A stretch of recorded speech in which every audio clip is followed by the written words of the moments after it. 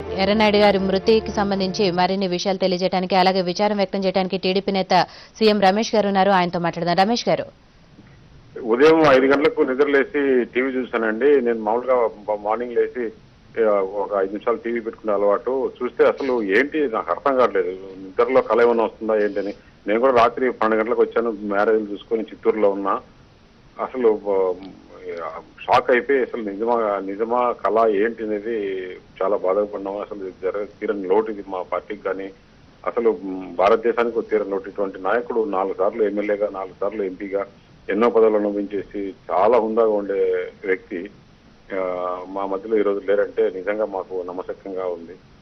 చాలా బాధగా ఉంది. ఆయన 1923లో మొదటిసారి ఎన్నికై తర్వాత 94లో నాకు మొదటి పరిచయం. అప్పుడు ఆయన క్యాబినెట్ 96లో 97లో ఆయన క్యాబినెట్ అయినప్పుడు మేమిద్దరమే అక్కడి నుంచి నీలం సంజయరెడ్డి గారు చనిపోయినప్పుడు అప్పుడు చంద్రబాబు గారు ముఖ్యమంత్రి ఆ ఫ్లైట్ లో వెళ్తుంటే ఆ రోజు ఆయన చెప్పేవాడు, చూడు రాజకీయాల్లో నాకు ఇక్కడ స్టేట్ లో మంత్రి కావాలంటే దొరకలేదు, ఇక్కడ క్యాబినెట్ సెంట్రల్ క్యాబినెట్ మినిస్టర్ అయినాను, ఇది తెలుగుదేశం పార్టీ బీసీలకు ఇచ్చిన వరం. రాజశేఖర రెడ్డి అనే వ్యక్తి ఇన్నేళ్లుగా ఇక్కడ ఢిల్లీలో ఉంటే పాపం ఆయన క్యాబినెట్ కాలేదు, సహాయ మంత్రి కూడా కాలేదు, నేను అయినా అంటే నిజంగా నా అదృష్టం. ఈ అదృష్టాన్ని నేను ప్రజలకు ఎంత సేవ చేయాలో అంత సేవ చేస్తాననేవాడు.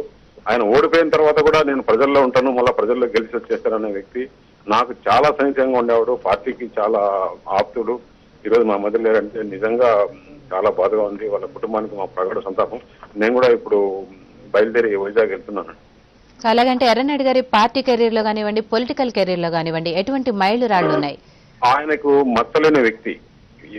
నేను ఆయనకు గత 15 ఏళ్ళుగా నాకున్న ఆయన అత్యంత సన్నిహిత అనుభవంలో ఎప్పుడూ ఒక వ్యక్తి పైన కోపడేవాడు కాదు. ఎవరు ఢిల్లీకి వస్తే కూడా ఆయన సొంత పని మాదిరి తీసుకెళ్లి పార్టీ నుంచి ఎవరు వస్తే కూడా ఢిల్లీకి నేనున్నాను, మీకు ఢిల్లీలో మీకు ఏమైనా పని చేసి పెడతాను, ప్రజా సమస్యలపైన ఎప్పుడు ఉంటామని చెప్పేసి అందరికీ ఒక ఢిల్లీలో ఒక అడ్డాగా నిలబడినా ఈరోజు చాలా బాధగా ఉంది. అలాగంటే తను మాట్లాడేటప్పుడు మీలాంటి వ్యక్తులతో మాట్లాడుతున్నప్పుడు కానివ్వండి, చంద్రబాబుతో మాట్లాడుతున్నప్పుడు కానివ్వండి, ఎటువంటి ప్రజా సమస్యలపై ఆయన పోరాడేవారు? ఆయన ఒక ప్రాక్టికల్ గా ప్రజల్లో ఏ సమస్యలు ఉంది ఆ ప్రజల సమస్యలో పార్టీలో ఏదైనా ఉంటే కూడా మొహమాటం లేకుండా చంద్రబాబు నాయుడు గారికి ఈ సమస్యలు ఉన్నాయి, ఇలా చేసుకుంటే బాగుంటుంది, ఇలా చేసుకుంటే బాగుంటుంది అని చెప్పేసి మొహమాటం లేకుండా, కొంతమంది ఇది చెప్తే 10 మందిలో ఏమవుతుందో ఏమో అనేది కాకుండా ఆయన మొహమాటం లేకుండా ఆయన అభిప్రాయం వరకు ఖచ్చితంగా చెప్పాడండి. చాలా మీటింగ్లలో చూశాను.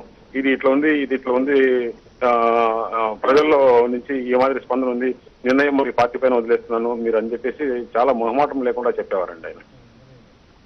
థ్యాంక్ యూ రమేష్ గారు. చాలా కీలక సమయాల్లో కూడా ఆయన చాలా నిర్ణయాలు ఎట్లా తీసుకుంటే బాగుంటుంది నేను కొద్దిగా ఆలోచన చేసేసి తీసుకునే వ్యక్తి.